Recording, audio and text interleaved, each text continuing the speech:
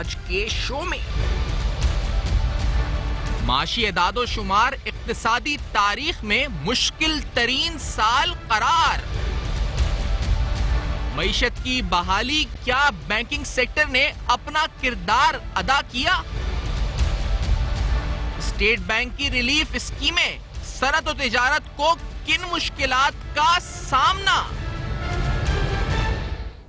अस्सलाम वालेकुम। पस पर्दा हकायक सनसनीखेज इंकशाफात, प्रोग्राम बेनकाब। मैं हूं आपके साथ सफ़ान खान। आज इस प्रोग्राम में गुफ्तगू होगी मुल्क की मईशत पर।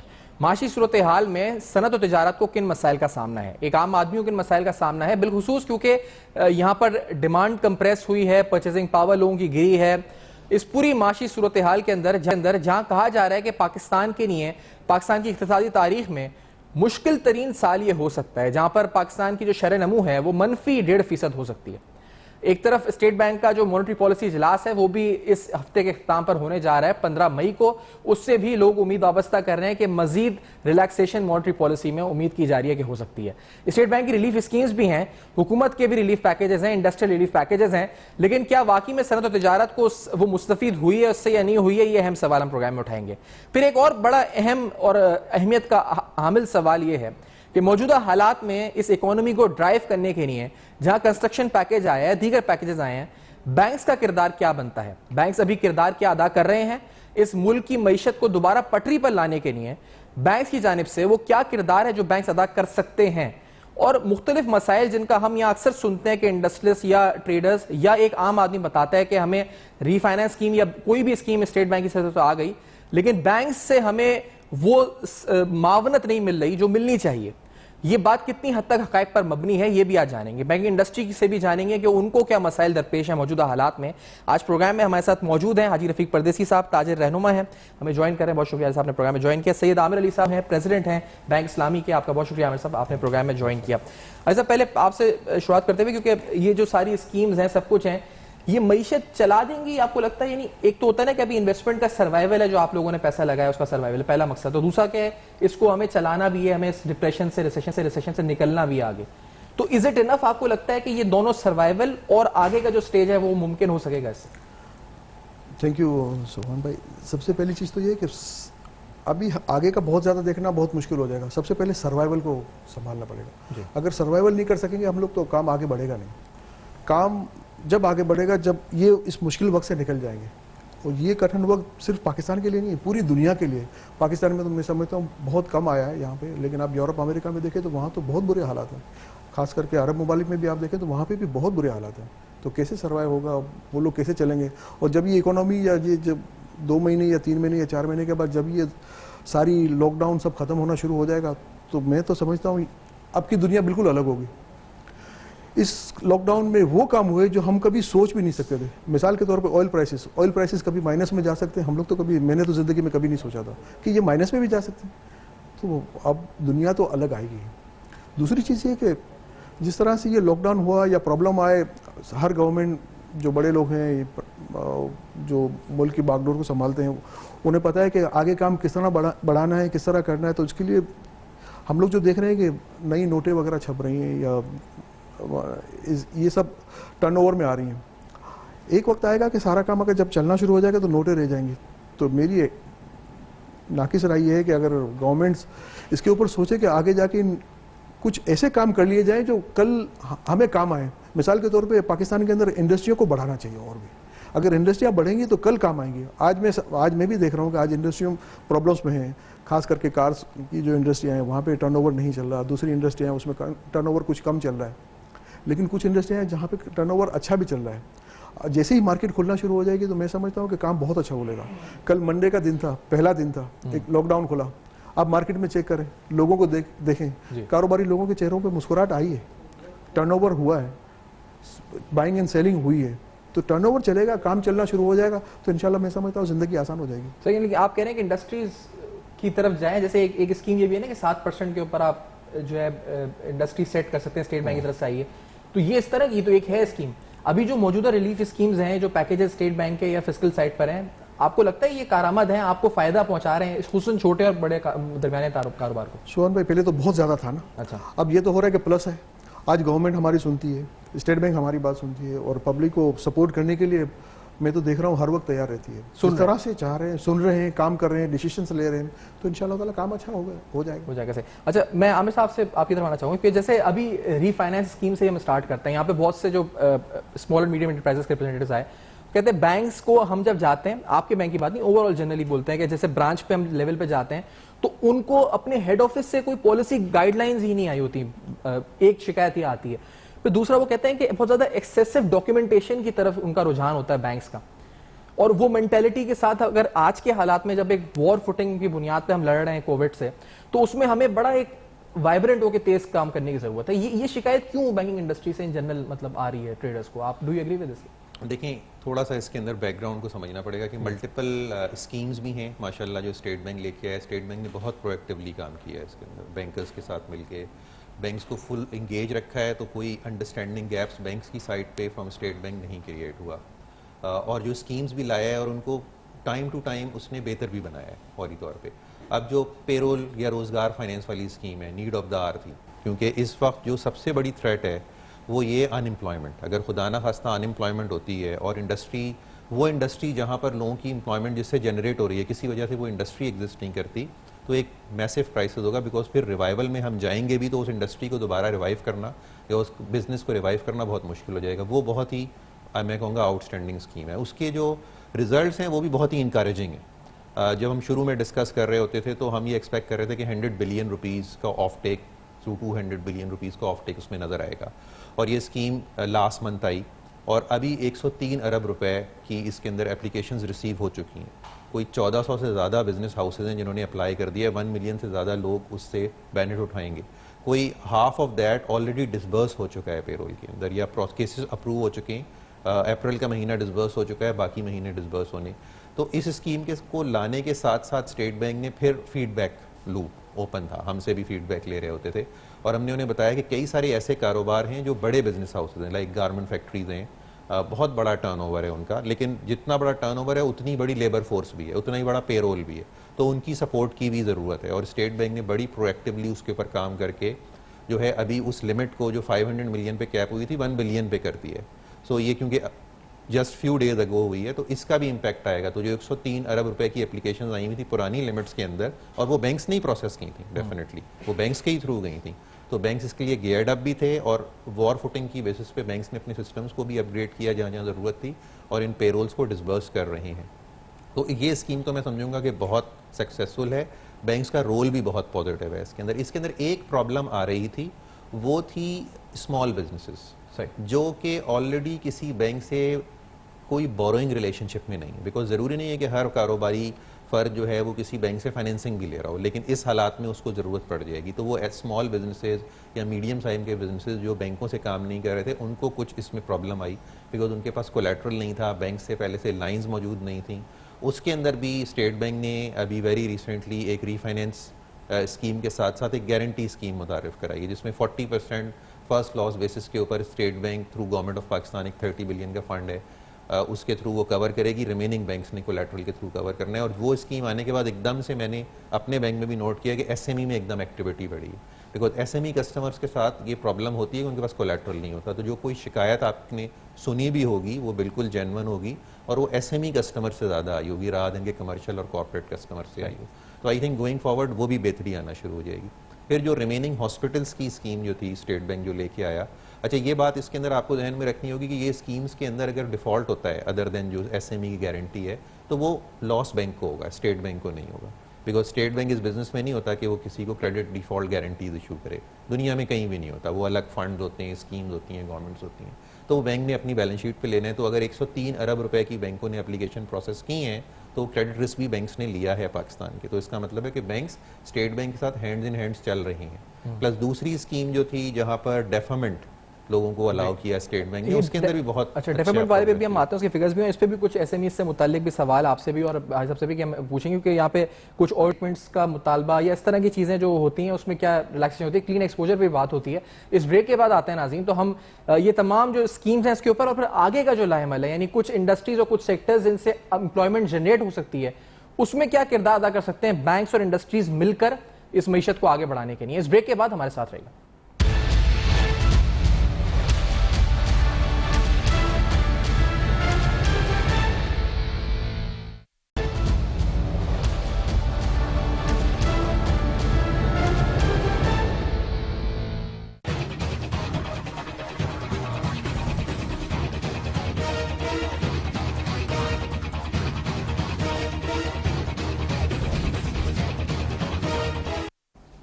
Welcome back. आप देख रहे हैं बेनकाब, और बेनकाब में अहम तरीन सवालात। स्टेट बैंक की कुछ स्कीम्स हैं बैंक्स की जानिब से, यानी जो रद्दमल बैंक्स को मिल रहा है उन स्कीम्स का वो भी जान रहे हैं। इंडस्ट्रीज का, ताजरों का क्या मौक़िफ़ है, ये भी आज प्रोग्राम में आप जान रहे हैं।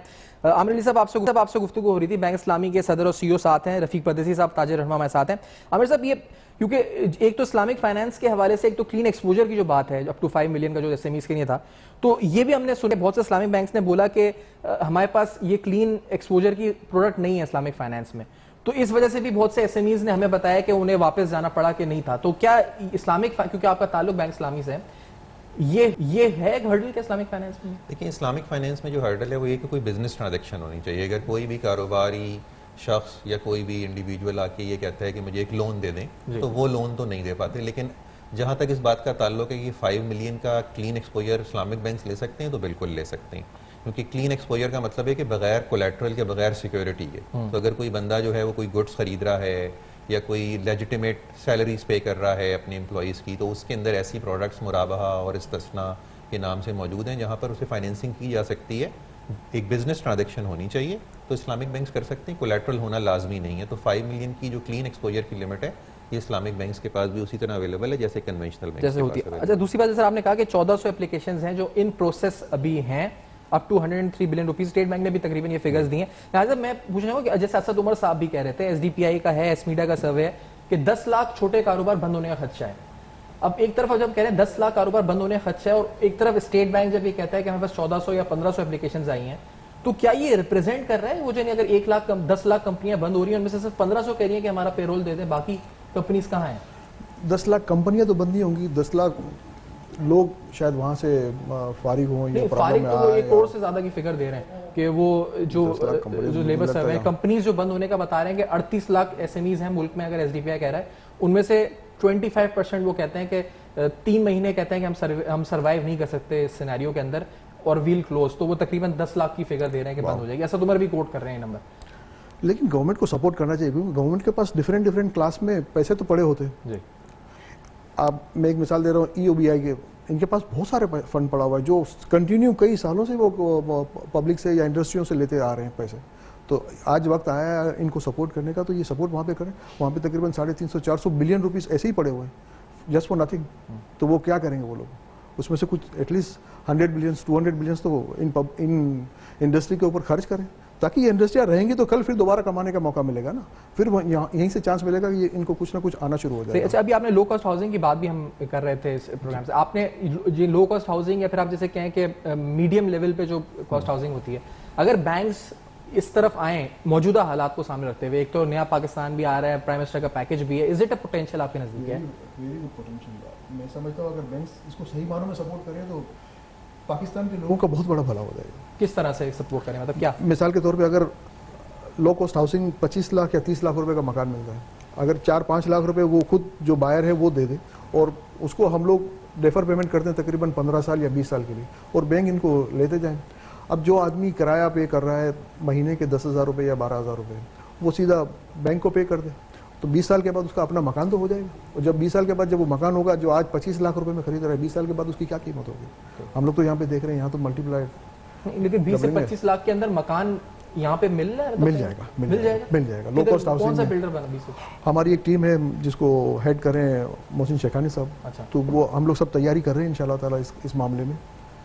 तो मैं समझता हूँ ये काम बहुत जल्दी, हम ईद के बाद इसको शायद अनाउंस भी करेंगे। अच्छा, और इससे तो एम्प्लॉयमेंट भी जनरेट होगी बहुत ज़्यादा। घर बनेंगे, बहुत सी एलाइड इंडस्ट्रीज एसोसिएट होंगी, बहुत काम हो जाएगा सुफान भाई, और गरीब लोगों का बहुत अच्छा काम हो जाएगा। अच्छा, 25 लाख तक का, तो इसमें आप जिस तरह आपने कहा कि कुछ परसेंटेज दे दें और फिर बैंक बाकायदा जैसे रेंट देते हैं, इस तरह बैंक को इंस्टॉलमेंट देते हैं, तो ये एक पोटेंशियल है जिससे बैंक्स जा सकते हैं। बिल्कुल। इस वक्त भी देखें बैंक इस्लामी की जहाँ तक बात है, इस वक्त बैंक इस्लामी पाकिस्तान के उन पहले या दूसरा बड़ा बैंक है, क्योंकि चेंज होता रहता है नंबर, हाउसिंग फाइनेंस में। So we are the largest housing finance provider in Pakistan as of today. और हमारा जो मिडिल इनकम ग्रुप है, जहाँ पर 3 मिलियन से 5 मिलियन के दरमियान, मतलब 30 लाख से 50 लाख के दरमियान की फाइनेंसिंग एक इंडिविजुअल को हो रही होती है, वो काफ़ी बड़ा एक पोर्टफोलियो है। तो मिडिल इनकम के ऊपर तो इस वक्त ऑप्शंस मौजूद हैं इकोनॉमी के अंदर, हमारी सिटीज़ के अंदर। लेकिन जो लो इनकम वाली है उसके ऊपर, जैसे हाजी साहब ने फरमाया, आई थिंक वो एक एरिया है जहाँ पर काम करने की ज़रूरत है, जहाँ पर 20 लाख 25 लाख रुपए का घर हो। बिकॉज ये जो लोग 30 लाख 50 लाख का लोन ले रहे होते हैं, या 70 लाख 80 लाख, 90 लाख रुपए का फ्लैट या कोई मीन्स सबर्ब्स के अंदर थोड़ा सा शहरों से बाहर निकल के घर होता है, तो वो मिडिल इनकम लोग होते हैं, उनकी तो बड़े आराम से इस वक्त फाइनेंसिंग हो रही है। अभी ये कोविड के अंदर थोड़ा सा ऑफ कोर्स स्लो पीरियड आया हुआ है, कोई रजिस्ट्रीज नहीं हो रही हैं, बट बड़े आराम से फाइनेंसिंग हो रही थी। इसके अंदर कुछ ऐसी पाकिस्तान मॉर्गेज रीफाइनेंस ऑर्गेनाइजेशन है जो बैंकों को फाइनेंसिंग भी दे रही होती है, और बैंक इस्लामी के साथ भी उनका अरेंजमेंट है, जहाँ पर हमने उनसे कुछ 1-on-1 बायलैटरल लाइंस ली हुई हैं, जिनके थ्रू हम आगे लो इनकम को तो नहीं, मिडिल इनकम को काफ़ी ठीक ठाक तरीके से हम कैटर कर रहे हैं। अगर लो इनकम में अपॉर्चुनिटी आती है तो बहुत सारे बैंक्स ऐसे हैं, और ख़ास तौर पे Islamic bank, because Islamic bank जितने भी आप देखेंगे, बैंक इस्लामी है, मीज़ान बैंक है, दुबई इस्लामिक बैंक है, और कई ऐसे बैंक, ये ऑलरेडी हाउसिंग फाइनेंस के अंदर काफ़ी एक्टिव हैं, तो यहाँ से काफ़ी एक्टिविटी जनरेट हो सकती है। सही हो सकती है, लेकिन हमने हिस्टोरिकली जो अभी तक जैसे मॉर्गेज फाइनेंसिंग का ratio as percentage to GDP that is 0.6% overall Pakistan में, ये इतना कम, मतलब जब हम ये देखते हैं तो क्या बैंक सारा पैसा उनको ज़्यादा सिक्योर होता है कि टी बिल्स में इधर उधर रिस्क फ्री सिक्योरिटीज़ में लगा देते हैं, डिपॉजिटर का पैसा ही होता है, तो इसको हाउसिंग फाइनेंस या इस तरह की चीज़ों के ऊपर जैसे एसएमईज हैं जिससे लोगों का भला भी हो, मुल्क भी आगे बढ़े, तरक्की करे, क्यों मतलब इस तरफ बैंक नहीं सोचते? हाउसिंग वाला जो है उसका आंसर जो है ना, थोड़ा सा इसका स्ट्रक्चरल इकोनॉमिक आंसर है, वो ये है कि अगर आप एक नॉर्मली पाकिस्तान के अंदर इंटरेस्ट रेट का 1/3 रेंटल यील्ड होती है, मतलब किसी भी प्रॉपर्टी है, अगर वो 1 लाख रुपए की प्रॉपर्टी है तो उसके ऊपर रेंटल यील्ड 3% होगी, ठीक है ना, और उसके ऊपर जो अगर वो बंदा बोरो करता है तो वो रेट उसके ऊपर लग रहा होगा 10%, 12%, अगर पिछले दिनों हाई हो गया तो ज़्यादा हो गया था, बट 10-12% लग रहा होता है, तो 3 टाइम्स का फ़र्क होता है। ये एक स्ट्रक्चरल इकोनॉमिक इशू है पाकिस्तान की इकोनॉमी में, जो यूरोप में और यूएस में नहीं है। वहाँ पर रेंटल यील्ड्स और इंटरेस्ट रेट्स तकरीबन बराबर हैं, जिसकी वजह से जो एक बंदा जो घर का किराया दे रहा होता है, आज वो एक घर में रह रहा है, उसका 25,000 किराया दे रहा है, तो वो 25,000 3% 4% के करीब है। जब वो जाके उसी घर को ख़रीदता है तो किराया बढ़ के 1 लाख के करीब पहुँच जाता है, बिकॉज इंटरेस्ट रेट्स में ये 3 टाइम्स का गैप है, 75,000 लाख रुपए के। तो वहाँ पर लेकिन होता क्या है कि पाकिस्तान में एक इन्फ्लेशन भी है, तो अगर आप ये देखेंगे कि आज जिस घर का किराया 25,000 है, आज से 5 साल बाद उसका किराया 75,000 रुपये होगा, ठीक है। तो वो रेंट, क्योंकि जो कैपिटल गेन है वो प्रॉपर्टी ओनर को आ रहा होता है, तो ये एक स्ट्रक्चरल फ्लॉ की वजह से डे 1 पे बहुत सारे लोग जो घर लेना चाहते हैं, किराए पे रह रहे होते हैं, जब वो घर लेने के लिए जाते हैं तो इतना गैप होता है डे 1 पे रेंटल यील्ड के अंदर और इंटरेस्ट रेट के अंदर कि वो ले नहीं पाते। तो हाउसिंग फाइनेंस पाकिस्तान में स्लो होने का प्राइमरी रीज़न ये है। प्राइमरी रीज़न ये नहीं है कि बैंक करना नहीं चाहते, बैंक तो बड़े इंटरेस्टेड होते हैं करने के लिए, लेकिन हम भी अगर अपने पास जब हमारे जो नॉर्मल डेज चल रहे होते थे तो महीने के अंदर 60-70 हाउसेस हम फाइनेंस कर रहे होते थे, वर्सेस अगर गाड़ियाँ देखते थे तो हज़ारों के अंदर फाइनेंसिंग हो रही होती थी। अच्छा, फोरक्लोजर लॉज भी इसमें कहते हैं, यानी जो लीगल रेगुलेशंस और लॉज हैं कि वो जो आप स्टे हो जाता है, जैसे बाहर के श्रीलंका में पढ़ रहा था, 1.5 महीने के अंदर आप वहाँ पे अगर बेचना होता है बैंक को प्रॉपर्टी तो they can sell it.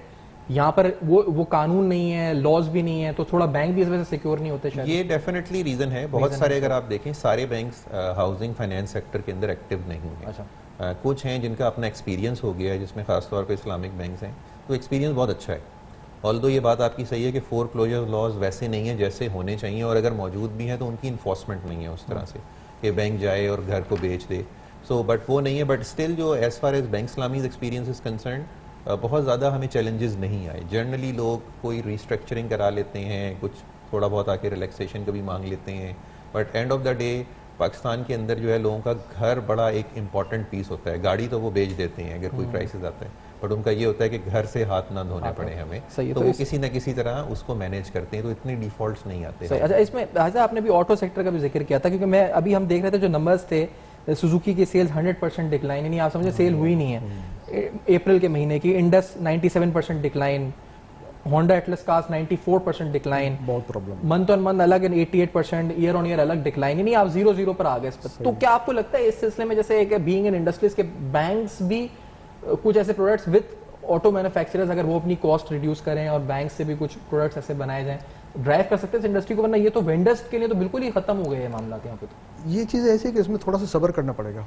Bank भी कितना सर्वाइव करेगी, इंडस्ट्री भी कितनी हद तक लो प्राइस लेके जाएगी। इनके प्रॉफिट मार्जिन बहुत ज़्यादा थोड़ी होते हैं, क्योंकि इनका काम बहुत बल्क में होता है। मेरे तो कुछ दोस्त हैं जिनसे मुलाकात होती है, इनका काम बहुत बल्क में होता है, बहुत ज़्यादा बल्क में होता है। बस थोड़ा सा ये है कि गवर्नमेंट इनके लिए कुछ स्पेशल पैकेज बना ले तो ये लोग थोड़ा सा सर्वाइव कर जाएंगे, तो मैं समझता हूँ आने वाले दिनों में ये इंशाल्लाह अच्छा काम कर जाएंगे, नंबर 1। नंबर 2, आपने जो फाइनेंस का कहा ना, आमिर भाई ने बिल्कुल सही कहा, लेकिन एक चीज़ का बड़ा माइनस पॉइंट है, हम लोग इस सिस्टम में आए नहीं हैं। लोग जहाँ पे भी इंटरेस्ट की बात आती है ना, तो यहाँ पाकिस्तान का ऐसा माहौल है कि लोग घबराते हैं, नहीं यार मुझे इंटरेस्ट पे नहीं करना है, नहीं यार मुझे कुछ भी हो जाए मैं ये नहीं करूँ। लेकिन जब इस्लामिक बैंकिंग अगर इस सिस्टम में आ जाएगी ना, तो पाकिस्तान के अंदर, एक इस्लामिक कंट्री के अंदर ये बड़ा आसान काम हो जाएगा। और ये सिस्टम में एक मरतबा आना शुरू हो जाएंगी ना, तो इसके रूल्स भी बन जाएंगे, रेगुलेशंस भी बन जाएंगे और काम भी आसान हो जाएगा इंशाल्लाह। जो मैं देख रहा हूँ अच्छा काम हो जाएगा। और एक मरतबा ये सिस्टम बन गया, एक आम आवाम के लिए, गरीब आदमी के लिए बहुत बहुत अच्छा हो जाएगा। जैसे आज, जैसे आमिर भाई ने कहा कि आज 25,000 रुपये किराया और 5 साल के बाद 75,000 रुपये किराया, 75,000 रुपये किराया वो पे नहीं कर सकते। और आज के दौर में मैं तो ये देखता हूँ कि पाकिस्तान के अंदर लोग सैलरीज बहुत कम देते हैं। इतनी कम सैलरीज में तो आदमी मर जाएगा। लोगों को, जो बड़े लोग हैं या जो बिज़नेस कम्युनिटी से ताल्लुक़ रखते हैं या जो इंडस्ट्रियलिस्ट लोग हैं, उनको भी चाहिए कि अपने जो स्टाफ हैं या अपने जो लोग हैं उनको एटलीस्ट इतनी तो सैलरी दो कि ताकि वो सही मानों में खा पी के कुछ थोड़ा सा बचा सके। सही। अच्छा, लेकिन ये अच्छी बात है कि आपने जिस तरह कहा कि आप भी लो कॉस्ट में इंटरेस्टेड हैं और आप कह रहे हैं ऐसी स्कीम्स आ रही हैं, तो वी थिंक कि हम यहाँ से इंशाल्लाह ताला कोलैबोरेशन। दूसरा जो हाजी साहब ने बात की, जो मैंने आपको बताया कि जैसे बैंक इस्लामी है 13th नंबर पे होगा ओवरऑल बैंकिंग में, 12th नंबर पे, लेकिन हाउसिंग फाइनेंस में लार्जेस्ट है पाकिस्तान में, बिगर देन हबीब बैंक और नेशनल। उसका रीज़न क्या है? उसका एक रीज़न ये भी है इस्लामिक, कि हमारा जो मॉडल है डिमिनिशिंग मुशारका पे, रेंटल बेस, तो एक जो आम आदमी है वो सूद की तरफ नहीं जाना चाहता, तो वो इस्लामिक बैंक की तरफ आते हैं। तो इसी वजह से इस्लामिक बैंक्स का हाउसिंग फाइनेंस का पोर्टफोलियो भी बहुत अच्छा है और ऑटो फाइनेंस का भी बहुत अच्छा है, कि लोग जब गाड़ी लेने भी आते हैं तो कहते हैं कि हम जब इस्लामिक बैंकिंग की एक सहूलत मौजूद है तो हम सूद की तरफ क्यों जाएं। तो ये बिल्कुल हाजी साहब ने कहा कि जैसे जैसे इस्लामिक बैंकिंग फ्लरिश करेगी, ये जो हमारा कंज्यूमर फाइनेंस का सेगमेंट है ये भी फ्लरिश करेगा, बिकॉज लोग सूद अपने घर में नहीं लाना चाहते किसी को। और ऑटो में भी देखिए, ऑटो की प्राइसेस भी कहाँ इन्होंने पहुंचा दी मैन्युफैक्चरर्स की, वो डॉलर्स की वजह से उनका भी मसला है। लेकिन अगर वो कुछ करें और आप लोग भी अपने इस पर कुछ हो सकता है कि प्रोडक्ट डेवलप करें। मैं थोड़ा सा इस पे ब्रीफ करता हूँ। ऐसी प्रोडक्ट्स के ऊपर बड़ा एक्टिवली काम हुआ इंडस के साथ मिलके और एटलस के साथ, दोनों के साथ मिलके, जिसके अंदर उन्होंने किया यह था कि उन्होंने कुछ रजिस्ट्रेशन अपफ्रंट फ्री कर दी। बैंकों ने इंश्योरेंस या तकाफुल इस्लामिक में हम जो लेते हैं उसका प्रीमियम हमने नहीं लिया अपफ्रंट, उसको डेफर कर दिया। Plus residual value model bank Islami ने इंट्रोड्यूस कराया, जिसके अंदर ये है कि गाड़ी की 50% प्रिंसिपल वैल्यू आप जब, क्योंकि पाकिस्तान में मज़े की बात ये है गाड़ियों की वैल्यू जो है वो इंक्रीज़ करती है ज़्यादातर, डिक्रीज़ नहीं करती। तो हमने कहा 50% वैल्यू गाड़ी की हम ओवर द टेनोर हम रेंटल में रिकवरी ना करें, बल्कि उसको आखिर में छोड़ दें। चाहे तो वो गाड़ी हमें आगे वापस कर दे, चाहे तो वो मार्केट में बेच दे गाड़ी को और हमें हमारा जो पोर्शन है वो हमसे परचेज कर ले। तो वो रेजिडल वैल्यू का मॉडल भी वेरी रिसेंटली हमने इंडस के साथ मिलकर दोबारा से रोल आउट किया। लेकिन अनफॉर्चुनेटली अभी जो क्राइसिस है ना, उसमें तो प्रोडक्शन ही नहीं हो रही है, तो सेल इस वजह से ही नहीं हो रही है। रजिस्ट्रेशन अथॉरिटीज़ बंद हैं, प्रोडक्शन बंद है। लेकिन मेरा अपना व्यू है, जैसे ही इंशाल्लाह इकोनॉमी खुलेगी तो ये बहुत सारी इंडस्ट्री हैं जिनमें आप वी शेप रिकवरी देखेंगे, मतलब एक स्टीप वापस रिकवरी आएगी। जैसे नीचे गई है वैसे स्टीप ऊपर आएगा। Auto will be one of that, इसमें स्टीप रिकवरी आएगी। चलिए वील सी दैट। और मैं इस ब्रेक के बाद आता हूँ वापस, तो हम कुछ रिलीफ मेजर्स पे, कब रिलीफ की बात भी हम करेंगे, बैंक से क्या हो सकते हैं। दूसरा जो डिफरल है, प्रिंसिपल डिफरल स्टेट बैंक की स्कीम, इस पर गुफ्तगू होगी, कुछ ट्रेडर इंडस्ट्री के मामला पर। इस ब्रेक के बाद हमारे साथ रहेगा।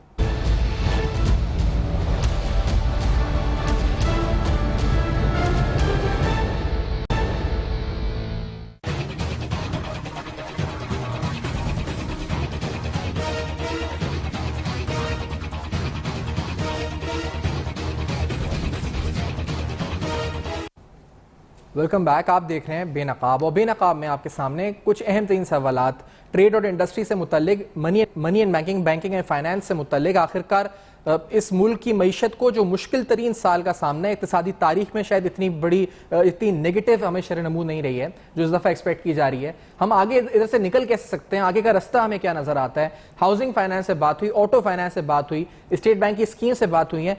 साहब, आप कुछ लॉकडाउन के बारे में, बीइंग अ ट्रेडर, आप कुछ फरमाना चाह रहे थे। भाई, सबसे बड़ी चीज़ तो ये है कि बुरे वक्त में सबसे ज़्यादा हिम्मत रखने की ज़रूरत है। अगर बुरे वक्त में ज़रा सा हिम्मत हार गए ना, तो हम लोग हमारी गेम खो देंगे। मिसाल के तौर पे आज जैसे आप बता रहे हैं, ये गाड़ियों की इंडस्ट्रियाँ, आज दुनिया में एयरलाइन इंडस्ट्रियाँ, दूसरी इंडस्ट्रियाँ दुनिया में बंद हो रही हैं, दुनिया में प्रॉब्लम आ रहे हैं। तो ऐसा थोड़ी है कि सिर्फ पाकिस्तान में ही प्रॉब्लम है। हम लोगों के पास तो मेरा ख्याल है 10% भी प्रॉब्लम नहीं आया। जो चीज़ें काम करनी है ना वो हम कर लें। मिसाल के तौर पे आप सिर्फ फाइनेंस से काम नहीं चलेगा या चीज़ों से काम नहीं चलेगा, हमें इसके बैकग्राउंड में भी काम करना पड़ेगा। आज 1.5 महीने से यहाँ पे लॉकडाउन है। मैं कराची की सिर्फ बात कर रहा हूँ। मैं कराची के शहर के मैं बहुत इलाकों में घूमता हूँ, मैं देखता हूँ इलाकों में काम नहीं हो रहे। गवर्नमेंट ऑफ सिंध को काम करना चाहिए। मिसाल के तौर पे जो ड्रेनेज लाइनें हैं, सीवरेज लाइनें हैं, पानी की लाइनें हैं, उनको ज़रा ठीक कराएं। ये मौका फिर बार बार आएगा नहीं। ये भी मौका ऐसा आया है कि इनको काम करने की आसानी हो गई है। आज लोग घरों के अंदर हैं, रास्ते साफ हैं, क्लियर हैं। अब जब रास्ते और चीज़ें और सब क्लियर हैं तो काम करवाओ ना, क्यों काम नहीं करवा दे। अब कल मुझे एक मैसेज आया तो मैंने नासिर साहब को भेजा कि गटर की लाइन का पानी की लाइन में जा रहा है और लोग पानी कैसे पिएंगे। ये न्यू कराची की बात है। अब अल्लाह करे वो लोग ठीक करें, नहीं करेंगे तो काम कौन करेगा, मुझे ये बताएं कैसे काम आगे बढ़ेगा। और काम बहुत सुस्ती से जा रहा है। हमारे चीफ मिनिस्टर हमारे शहर के कैप्टन है, हमारे भी कैप्टन हैं। हम ये कहते हैं कि आप कोरोना की वजह से इतनी घबराहट मत खाओ, चाहे घबराहट हो तो भी मत लो, अपने ऊपर इतना टेंशन मत लो। आपको टेंशन में देखते हुए आपके सारे मिनिस्टर्स या सारे आपके जो नज़दीक के लोग हैं ना, वो ज़्यादा प्रॉब्लम में आ जाते हैं। आप तो कैप्टन हो, आप तो डिसीजन लो और काम को आगे बढ़ाओ। घबराहट भी होती है ना तो अपने दिल के अंदर रखो, पेट के अंदर रखो। हम लोग भी, हमारे भी कारोबार के अंदर जब मुश्किलात आती हैं, अगर मैं चेयरमैन हूँ हमारी कंपनी का, तो अगर घबराहट खा जाऊंगा तो मेरे बच्चे और ज़्यादा मुश्किलों में आ जाएंगे और हमारी कंपनी डिफ़ॉल्ट की तरफ चली जाएगी। तो ऐसा ना हो कि सिंध ज़्यादा मुश्किलों में आ जाए। आज मौका मिला है, काम करके जाओ, चीज़ें बना के जाओ, लोग आपको याद करेंगे, लोग आपको दुआएं देंगे इंशाल्लाह ताला। मतलब सिर्फ जिंदगी आसान और चीज़ों पर भी फोकस करें। इसमें ये भी है कि PSDP वगैरह के रोक दिए बिल्कुल मामला, तब उसको भी खर्च करें वो, ताकि आगे भी मामला बड़े प्रोजेक्ट्स हैं। अच्छा, ये जो प्रिंसिपल डिफरेंल है, मैं इस पर भी आना चाह रहा था आमिर साहब, क्योंकि 236 अरब रुपए के स्टेट बैंक कहता है कि अभी तक जो हमने अप्रूव कर दिए हैं डिफरेंस। इसमें भी एक थोड़ी सी बात है कि इसमें एक जो शायद कैटेगरी वो है जो up to 12 months principal differential है, फिर एक up to 13 to 24 months principal differential है, और फिर एक जो है वो इंटरेस्ट यानी रीस्ट्रक्चरिंग है, लोन रीस्ट्रक्चरिंग। तो आपके यहाँ तो वो रेंटल या प्रॉफिट रीस्ट्रक्चरिंग होगी। अब इसमें कितने कस्टमर्स आ रहे हैं आप लोगों के पास इन तीनों कैटेगरीज में, या ज्यादा किस में आ रहे हैं, क्या हो रहा है, लोग क्या सोच रहे हैं? देखिए, ये जो कैटेगरीज प्राइमरीली दो में डिवाइड कर लें। एक वो है जहाँ पर प्रिंसिपल की डेफरमेंट है और प्रॉफिट आपने सर्व करना है, और दूसरी वो है जहाँ पर आप 1 साल से ज़्यादा पीरियड में या तो प्रिंसिपल ले जाना चाहते हैं या प्रॉफिट के ऊपर भी डेफरल लेना चाहते हैं, जिसको रीस्ट्रक्चरिंग कहा गया है। दोनों सूरतों में आपकी ECIB जो है, जो क्रेडिट हिस्ट्री है, वो ख़राब नहीं होगी। स्टेट बैंक ने रूल्स बनाए हैं जो कि बहुत अच्छे हैं, मैं समझता हूँ। इन दोनों के अंदर बहुत एक्टिविटी है रेगुलर। हमारे पास अगर स्टेट बैंक का डाटा देखें तो 236 बिलियन का नंबर स्टेट बैंक ने एक लास्ट वीक ही दिया है, जहाँ पर इतने डेफरमेंट जो, क्योंकि बैंक्स रेगुलर डाटा रिपोर्ट कर रहे हैं। मेरे पास तो सिर्फ अपने बैंक का डाटा होगा, बट स्टेट बैंक के पास सारे बैंक्स का डाटा है। 236 बिलियन के डेफरल्स हो चुके हैं जो ड्यू थे इस साल में, मैच्योरिटीज़ उनको डेफर कर दिया 1 साल के लिए। बैंक्स के अंदर भी as far as Bank Islami is concern, और जो पीयर बैंक्स में भी, उसमें भी हमारा पास अगर कोई डेफरल की रिक्वेस्ट प्रिंसिपल की आती है तो हम उसको इनवेरिएबली ग्रांट कर देते हैं। हम pretty much no question ask की बेसिस पे, अनलेस कि वो कोई बहुत ही अनरीजनेबल रिक्वेस्ट ना लग रही हो, तो इट इज़ प्रिटी मच कि हमने सवाल ही नहीं पूछना, हम उसको डेफरल दे देते हैं। जहाँ पर हमें कोई प्रॉफिट के डेफरल की बात करने आता है या प्रिंसिपल की डेफरमेंट 1 साल से ज़्यादा की बात कर होता है, वहाँ भी हमारी जो अभी तक व्यू है वो बड़ा रिलैक्स्ड है। हमारा व्यू होता है कि इस वक्त इनको अगर हम डेफरल देंगे, अकोमोडेट करेंगे, तो कल ये बिजनेसेस बाउंस बैक करेंगे। और ये फिर हो सकता है खुद ही आके हमें कहें कि नहीं, हमने आपसे 2 साल या 3 साल की रिस्ट्रक्चरिंग करा ली थी, but now we are doing good, because otherwise तो उनका प्रॉफिट तो उसके ऊपर अक्रू होता रहेगा, तो खुद आके सेटल करेंगे। तो इस वक्त as far as Bank Islami is concern, हमारा माइंडसेट है सपोर्टिव, और स्टेट बैंक का भी माइंडसेट जो है वो सपोर्टिव है, वहीं से ड्राइव करें। इसके अंदर हमारा इवन ये भी माइंडसेट है कि अगर कोई थोड़ा सा अनड्यू एडवांटेज ले भी देता है तो हम उसे बेनिफिट ऑफ डाउट दे दें और वो एडवांटेज दे दें। अनड्यू एडवांटेज मतलब क्या, डिफॉल्टर्स आ रहे हैं? मतलब कोई बंदा, हमें ऐसा लगता है कि जेन्युइन नीड नहीं है इसका बिजनेस, या तो इस कोविड से पहले ही बुरा परफॉर्म कर रहा था, या इस पहले ही ये प्रॉपरली टाइम पे ड्यू डेट पे पेमेंट नहीं कर रहा था। डिफॉल्टर तो नहीं था प्रॉपर, बट लेट पेमेंट करता था, वो अब आके इस स्कीम का बेनिफिट लेना चाह रहे हैं। तो हमारा व्यू है कि okay, let's give that benefit of doubt दे दें। या कोई ऐसा बिजनेस जो हमें लग रहा है कि एक्चुअली इंपोर्ट सब्सटीट्यूशन में है, क्योंकि बहुत सारे बिजनेस जो एक्सपोर्ट में है वो बहुत प्रॉब्लम में है, बिकॉज दुनिया में बैंक्रप्सीज हो रही हैं। ठीक है, ऑस्ट्रेलिया के अंदर एयरलाइन ने बैंक्रप्सी फाइल की है, US के अंदर स्टोर ने बैंक्रप्सी फाइल की है, डेवनहम ने एडमिनिस्ट्रेटर अपॉइंट किया हुआ है, there is airlines who have gone bankrupt. तो उसकी वजह से हमारे एक्सपोर्टर्स बड़े प्रॉब्लम में है।